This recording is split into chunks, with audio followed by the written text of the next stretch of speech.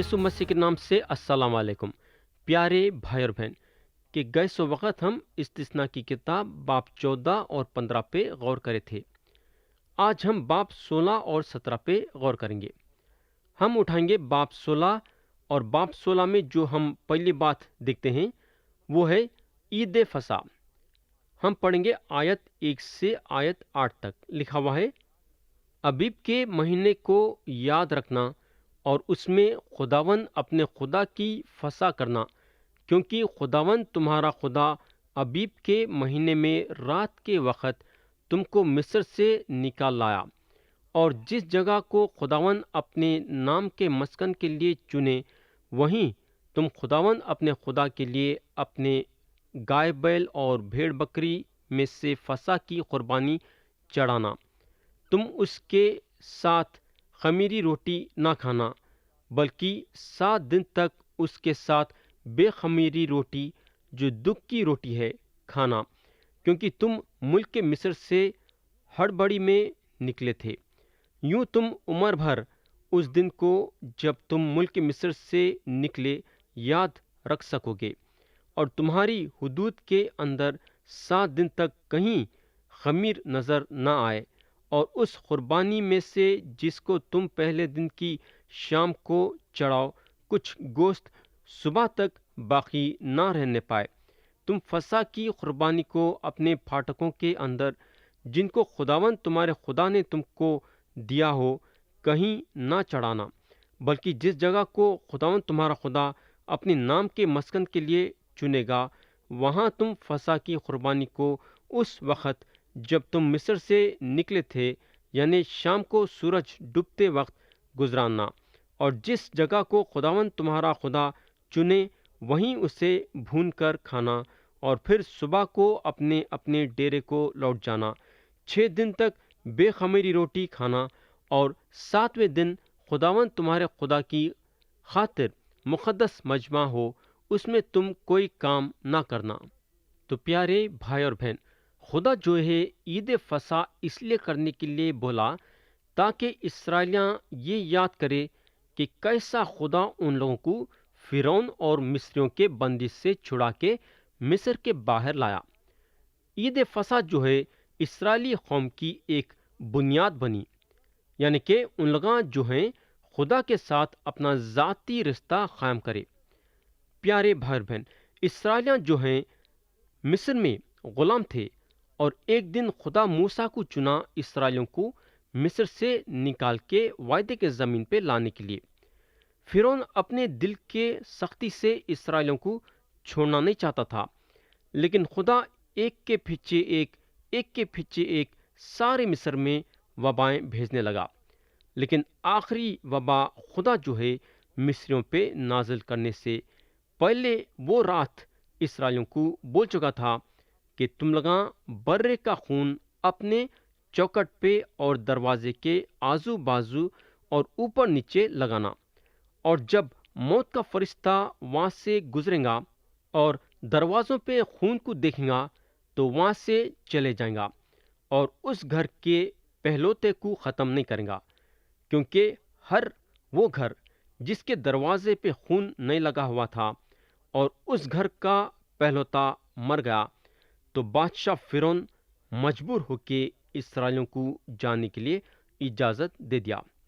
तो प्यारे भाई और बहन, खुदा चाहता था कि इस्राएलियाँ हमेशा ये बात याद रखना कि उन्हें अपने ताकतवर हाथों से कैसा उन लोगों को मिस्र के बाहर लाया। इसलिए उन्हें ख़ास तौर से इस्राएलियों को ये हुक्म दिया कि उन लोग ईद फसा मनाना। तो ये ईद फसा थी, और हर एक मर्द को यरूशलेम को जाना था ये ईद मनाने के लिए। ये होगा। अब दूसरी बात जो हम बाब 16 में देखते हैं वो ये है कि हफ्तों की ईद। फिर तुम 7 हफ्ते यूं गिनना कि जब से हसुआ लेकर फसल काटनी शुरू करो, तब से 7 हफ्ते गिन लेना। तब जैसी बरकत खुदावन तुम्हारे खुदा ने दी हो, उसके मुताबिक अपने हाथ की रजा की कुर्बानी का हदिया लाकर खुदावन अपने खुदा के लिए हफ्तों की ईद मनाना, और उसी जगह जिसे खुदावन तुम्हारा खुदा اپنے نام کے مسکن کے لیے چنے گا، تم اور تمہارے بیٹے بیٹیاں اور تمہارے غلام اور لونڈیاں اور وہ لاوی جو تمہارے پھاٹکوں کے اندر ہو، اور مسافر اور یتیم اور بیوہ عورتیں جو تمہارے درمیان ہوں، سب مل کر خداوند اپنے خدا کے حضور خوشی منانا۔ اور یاد رکھنا کہ تم مصر میں غلام تھے، اور ان حکموں پر احتیاط کر کے عمل کرنا۔ جب تم اپنے خالیہان اور کولہو کا مال جمع کر چکو تو 7 دن تک عید خیام کرنا، اور تم اور تمہارے بیٹے بیٹیاں اور غلام اور لونڈیاں اور لاوی اور مسافر اور یتیم اور بیوہ عورتیں جو تمہارے پھاٹکوں کے اندر ہوں، سب تمہاری اس عید میں خوشی منائیں۔ 7 دن تک تم خداوند اپنے خدا کے لیے اسی جگہ جسے خداوند چنے عید کرنا، اس لیے کہ خداوند تمہارا خدا تمہارے سارے مال میں اور سب کاموں میں جن کو تم ہاتھ لگاؤ تم کو برکت بخشے گا۔ سو تم پوری پوری خوشی کرنا، اور سال میں 3 بار یعنی بے خمیری روٹی کی عید اور ہفتوں کی عید اور عید خیام کے موقع پر تمہارے ہاں کے سب مرد خداوند اپنے خدا کے آگے اسی جگہ حاضر ہوا کرنا جسے وہ چنے گا، اور جب آئیں تو خداوند کے حضور خالی ہاتھ نہ آئیں، بلکہ ہر مرد جیسی برکت خداوند تمہارے خدا نے تم کو بخشی ہو اپنی توفیق کے مطابق دے۔ یہاں اگر ہم غور کریں گے تو ان لوگوں کو عید فصح کے بعد 7 ہفتے گننا تھا، جس کی گنتی 49 پہ آتی ہے، اور اس کے دوسرے دن سبت کا دن تھا، یعنی کہ 50واں دن سبت کا دن تھا۔ یہاں اور ایک بات یہ غور کرنے کی ہے کہ یونانی میں 50 کو پینتیکست بولتے ہیں، تو یہ ہفتوں کی عید جو ہے پینتیکست کے حیثیت سے جانی جاتی ہے۔ یہ ہوگا۔ اب باب 16 میں ہم اور ایک بات جو دیکھتے ہیں وہ ہے عید خیام۔ آیت 13 سے 17 میں یہ بات کا ذکر ہے۔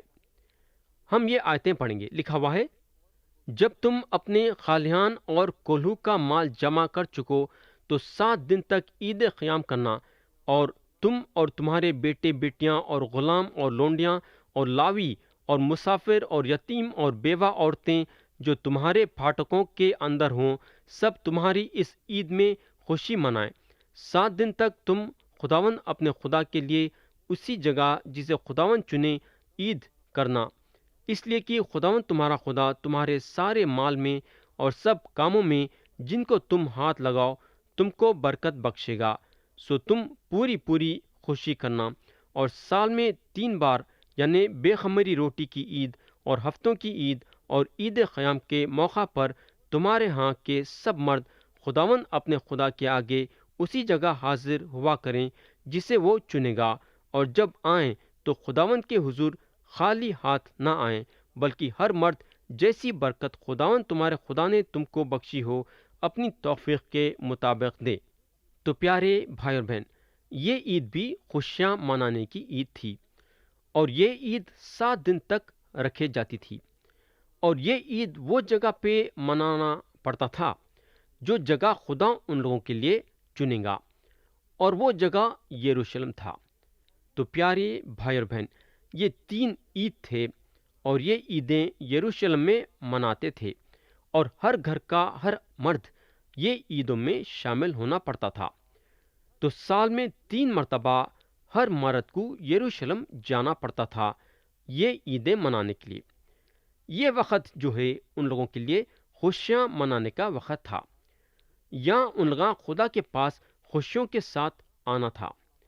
یہ ہوگا۔ اس کے علاوہ باب 16 جو ہے ہم کو ہر بستی میں قاضی اور حاکم مقرر ہونے کے بارے میں بتاتی ہے۔ یہ بات ہم کو آیت 18 سے آیت 22 میں ملیں گی، جہاں لکھا ہوا ہے، تم اپنے قبیلوں کی سب بستیوں میں جن کو خداوند تمہارا خدا تم کو دے قاضی اور حاکم مقرر کرنا جو صداقت سے لوگوں کی عدالت کریں۔ تم انصاف کا خون نہ کرنا، تم نہ تو کسی کی رو رعایت کرنا اور نہ رشوت لینا، کیونکہ رشوت دانش مند کی آنکھوں کو اندھا کر دیتی ہے اور صادق کی باتوں کو پلٹ دیتی ہے۔ جو کچھ بالکل حق ہے تم اسی کی پیروی کرنا تاکہ تم جیتے رہو اور اس ملک کے مالک بن جاؤ جو خداوند تمہارا خدا تم کو دیتا ہے۔ جو مذبح تم خداوند اپنے خدا کے لیے بناؤ، اس کے قریب کسی قسم کے درخت کی یسیرت نہ لگانا اور نہ کوئی ستون اپنے لیے کھڑا کر لینا جس سے خداوند تمہارے خدا کو نفرت ہے۔ پیارے بھائی اور بہن، خدا جانتا تھا کہ اسرائیلیوں کے بیچ میں جھگڑے اور فساد ہوں گے، اور اس کے لیے خدا قاضی اور حاکموں کا انتظام کرا۔ مگر پھر بھی خدا چاہتا تھا کہ ان لوگاں ایک راست باز زندگی گزارنا۔ انہیں اسرائیلیوں کو گناہ کرنے سے دور رہو بولا۔ چند باتیں ان لوگوں کو بتایا، جیسا کہ انصاف کا خون نہیں کرنا، نہ کسی کی رو رعایت کرنا، نہ رشوت لینا۔ لیکن آج بھی ہم اپنی نظر اٹھا کے دیکھیں گے تو آدمی کے زندگی میں یہ تین باتیں نظر آئیں گے۔ میرے بھائی، خدا ہمارے فطرت کو جانتا ہے، تو خدا جو ہے اسرائیلیوں کو یہ تین باتوں سے دور رہو بولا، اور ایک زبردست بات بولا، اور وہ بات ہم کو آیت 20 میں ملیں گی۔ لکھا ہوا ہے، جو کچھ بالکل حق ہے تم اسی کی پیروی کرنا تاکہ تم جیتے رہو اور اس ملک کے مالک بن جاؤ جو خداوند تمہارا خدا تم کو دیتا ہے۔ تو پیارے بھائی اور بہن، یہ حکم صرف اسرائیلیوں کے لیے نہیں تھا، بلکہ آپ کے اور میرے لیے بھی ہے۔ اگر ہم یہ بولتے ہیں کہ ہم یسوع مسیح پہ ایمان رکھتے ہیں، تو خدا ہم کو یہاں یہ بول رہا ہے کہ جو کچھ بالکل حق ہے تم اسی کی پیروی کرنا۔ تو یہاں ختم ہوا باب 16، اور اب ہم اٹھائیں گے باب 17۔ باب 17 میں جو ہے ہم پہلی بات دیکھتے ہیں وہ یہ ہے کہ قربانی پاک اور بے عیب رہنا۔ آیت 1 میں لکھا ہوا ہے، تم خدا کے لیے کوئی بیل یا بھیڑ بکری جس میں کوئی عیب یا برائی ہو ذبح مت کرنا، کیونکہ یہ خداوند تمہارے خدا کے نزدیک مکروہ ہے۔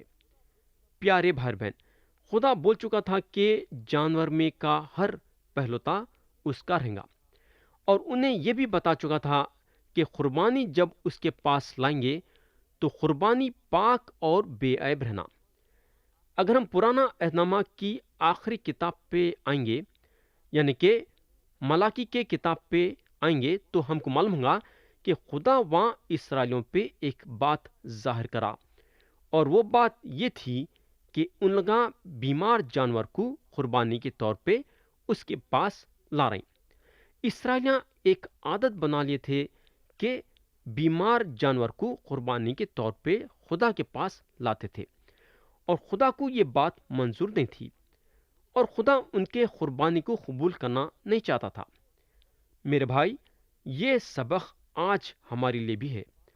آج ہم خدا کے پاس جانوراں نہیں لا رہے، مگر پیسے ضرور نذرانی تھیلی میں ڈالتے ہیں۔ اتوار کے روز جب آپ عبادت خانے میں بیٹھے رہتے اور جب نذرانی تھیلی آپ کے پاس آتی ہے تو آپ کیسے قسم کے پیسے ڈالتے ہیں؟ ذرا سوچو۔ پھٹے ہوئے نوٹاں ڈالتے ہیں یا پھر اچھے نوٹ؟ یہ بات کو میں کئی بار دیکھا ہوں کہ نذرانی کی تھیلی میں سے پھٹے ہوئے نوٹ نکلتے ہیں۔ کیا آپ سمجھتے کہ خدا کو ایسی بات منظور ہے؟ یہ پھٹے ہوئے نوٹ آپ ذرا دکان والے کے پاس لے کے جاؤ، دیکھیں گے کہ انہیں کیا کرتا ہے۔ میرے بھائی، دکان والا ایسے قسم کے نوٹاں آپ کے پاس سے لینے والا نہیں ہے۔ ہم یہاں ایک بات ضرور یاد رکھنا کہ ہم اپنے خدا کو آسانی کے ساتھ لینا نہیں چاہیے۔ یہ ہوگا۔ اب دوسری بات جو باب 17 ہم کو بتاتا ہے وہ یہ ہے کہ لوگوں کو موت کی سزا ہے جو بت پرستی کرتے ہیں۔ ہم پڑھیں گے آیت 2 سے 6، جہاں لکھا ہوا ہے، اگر تمہارے درمیان تمہاری بستیوں میں جن کو خداوند تمہارا خدا تم کو دے کہیں کوئی مرد یا عورت ملے جس نے خداوند تمہارے خدا کے حضور یہ بدکاری کی ہو کہ اس کے عہد کو توڑا ہو اور جا کر اور معبودوں کی یا سورج یا چاند یا اجرام فلک میں سے کسی کی جس کا حکم میں نے تم کو نہیں دیا پوجا اور پرستش کی ہو اور یہ بات تم کو بتائی جائے اور تمہارے سننے میں آئے تو تم جان فشانی سے تحقیقات کرنا، اور اگر یہ ٹھیک ہو اور خطائے طور پر ثابت ہو جائے کہ اسرائیل میں ایسا مکروہ کام ہوا، تو تم اس مرد یا اس عورت کو جس نے یہ برا کام کیا ہو باہر اپنے پھاٹکوں پر نکال لے جانا اور ان کو ایسا سنسار کرنا کہ وہ مر جائیں۔ جو واجب القتل ٹھہرے وہ 2 یا 3 آدمیوں کی گواہی سے مارا جائے، فقط ایک ہی آدمی کی گواہی سے وہ مارا نہ جائے۔ پیارے بھائی اور بہن، ہم کو معلوم ہونا چاہیے کہ خدا کو بت پرستی سے نفرت ہے۔ آپ تھوڑی دیر کے لیے سوچو کہ خدا یہ بات کیسا سہ سکتا ہے کہ آپ اس کی عبادت چھوڑ کے اس کے ہاتھ کے بنے ہوئے چیزوں کی عبادت کرنا۔ خروج کی کتاب میں خدا بولتا ہے، میرے حضور تو غیر معبودوں کو نہ ماننا، تو اپنے لیے کوئی تراشی ہوئی مورت نہ بنانا، نہ کسی چیز کی صورت بنانا جو اوپر آسمان میں یا نیچے زمین پر یا زمین کے نیچے پانی میں ہے، تو ان کے آگے سجدہ نہ کرنا اور نہ ان کی عبادت کرنا۔ تو پیارے بھائی بہن، خدا شروع سے بت پرستی کے خلاف تھا، اور اگر آپ بت پرستی کرتے ہیں تو آپ کو خدا قبول نہیں کر سکتا، بلکہ بت پرستی کی سزا روحانی موت ہے، یعنی کہ دوزخ۔ اور یہ بات کا ثبوت آپ کو مکشفہ کی کتاب باب 21 اور اس کی آیت 8 میں ملے گا۔ یہ ہوگا اب تیسری بات جو باب 17 ہم کو بتاتا ہے، وہ ہے اختیار رکھنے والوں کے حکموں پہ عمل کرنا۔ یہ بات ہم کو آیت 8 سے 11 میں ملیں گی۔ لکھا ہوا ہے، اگر تمہاری بستیوں میں کاہن آپس کے خون یا آپس کے دعوے یا آپس کی مار پیٹ کی بابت کوئی جھگڑے کی بات اٹھے اور اس کا فیصلہ کرنا تمہارے لیے نہایت ہی مشکل ہو، تو تم اٹھ کر اس جگہ جسے خداوند تمہارا خدا چنے گا جانا، اور لاوی کاہنوں اور ان دنوں کے قاضیوں کے پاس پہنچ کر ان سے دریافت کرنا، اور وہ تم کو فیصلے کی بات بتائیں گے، اور تم اسی فیصلے کے مطابق جو وہ تم کو اس جگہ سے جسے خداوند چنے گا بتائیں عمل کرنا، جیسا وہ تم کو سکھائیں اسی کے مطابق سب کچھ احتیاط کر کے ماننا۔ شریعت کی جو بات وہ تم کو سکھائیں اور جیسا فیصلہ تم کو بتائیں اسی کے مطابق کرنا، اور جو کچھ فتویٰ وہ دیں اس سے دہنے یا بائیں نہ مڑنا۔ پیارے بھائی اور بہن، انسان کی یہ سب سے بڑی کمزوری رہی ہے کہ ایک دوسروں کے ساتھ جھگڑا کرنا، اور خدا یہ بات کو جانتا تھا، اس لیے ان کے لیے کاہنوں اور قاضیوں کو مقرر کرا فیصلہ کرنے کے لیے۔ مگر ایسا بھی ہوتا تھا کہ لوگ قاضی کے فیصلے کو ماننے کے لیے تیار نہیں رہتے تھے، اور اس کے لیے خدا وہ لوگوں کے لیے سزا رکھا جو قاضی کے فیصلوں کا انکار کرتے تھے اور وہ فیصلوں کو ماننے کے لیے تیار نہیں رہتے تھے۔ ان کی سزا یہ تھی کہ سزائے موت۔ آیت 12 سے 15 میں لکھا ہوا ہے، اور اگر کوئی شخص گستاخی سے پیش آئے کہ اس کاہن کی بات جو خداوند تمہارے خدا کے حضور خدمت کے لیے کھڑا رہتا ہے یا اس قاضی کا کہا نہ سنے، تو وہ شخص مار ڈالا جائے، اور تم اسرائیل میں سے ایسی برائی کو دور کر دینا، اور سب لوگ سن کر ڈر جائیں گے اور پھر گستاخی سے پیش نہیں آئیں گے۔ جب تم اس ملک میں جسے خداوند تمہارا خدا تم کو دیتا ہے پہنچ جاؤ اور اس پر قبضہ کر کے وہاں رہنے اور کہنے لگو کہ ان قوموں کی طرح جو ہمارے گردا گرد ہیں ہم بھی کسی کو اپنا بادشاہ بنائیں، تو تم بہرحال فقط اسی کو اپنا بادشاہ بنانا جس کو خداوند تمہارا خدا چن لے۔ تم اپنے بھائیوں میں سے ہی کسی کو اپنا بادشاہ بنانا، اور پردیسی کو جو تمہارا بھائی نہیں اپنے اوپر حاکم نہ کر لینا۔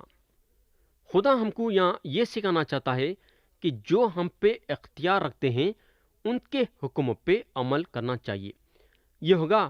اب چوتھی اور آخری بات جو ہم باب 17 میں دیکھتے ہیں وہ ہے بادشاہ کے لیے قانون اور قاعدے۔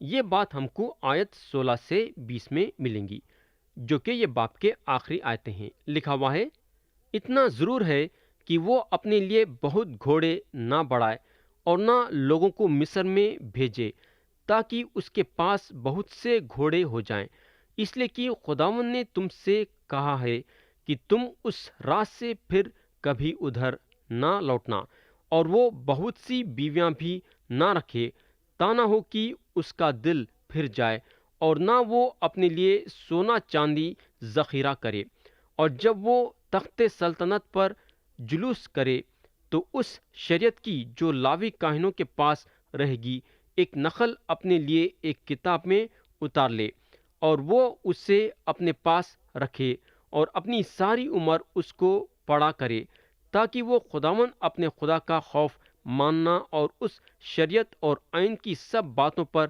عمل کرنا سیکھے، جس سے اس کے دل میں غرور نہ ہو کہ وہ اپنے بھائیوں کو حاقر جانے، اور ان احکام سے نہ تو دہنے نہ بائیں مڑے، تاکہ اسرائیلیوں کے درمیان اس کی اور اس کی اولاد کی سلطنت مدت تک رہے۔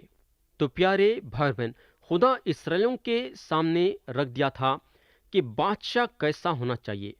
بادشاہ کے لیے پہلا قانون یہ تھا کہ بادشاہ اپنے لیے گھوڑے نہیں بڑھانا۔ مصری گھوڑے زبردست تھے، اور خدا چاہتا تھا کہ بادشاہ جو ہے گھوڑے مصر سے نہیں لانا۔ اور دوسرا حکم بادشاہ کے لیے یہ تھا کہ بادشاہ بہت سارے بیویاں نہیں کرنا۔ لیکن اگر ہم بادشاہ سلیمان کی زندگی میں غور کریں گے تو انہوں یہ دونوں حکموں کے خلاف گئے۔ انہوں اپنے لیے گھوڑے مصر سے منگوائے اور بہت سارے شادیاں بھی کرے۔ ان کے 700 بیویاں اور 300 خواصاں تھے، جس کا نتیجہ یہ ہوا کہ انہوں اپنے بیویوں کے بہکاوے میں آ کے بت پرستی شروع کر دیے تھے اور خدا سے بہت دور ہو گئے تھے۔ میرے بھائی، یہاں ہمارے لیے روحانی سبق یہ ہے کہ جو گناہ بھرے زندگی سے خدا ہم کو چھڑایا اور مسیح کے سچائی میں قائم کرا، ہم ہمیشہ مسیح کے سچائی میں قائم رہنا اور گناہ بھرے زندگی میں پھر سے واپس نہیں چلے جانا۔ اور گناہ بھرے زندگی میں پھر سے واپس نہیں جانے کا جو ہے خدا ایک بہترین طریقہ بنایا، اور وہ ہے خدا کا کلام۔ اگر ہم خدا کے کلام میں مشغول رہیں گے تو ہم ہمیشہ خدا کے سچائی میں بڑھتے جائیں گے۔ یا میں پیغام کو ختم کروں گا یہ دعا کے ساتھ کہ خدا ہم سب کو آج کے کلام کے ذریعے سے برکت دے۔ یسوع مسیح کے نام سے آمین۔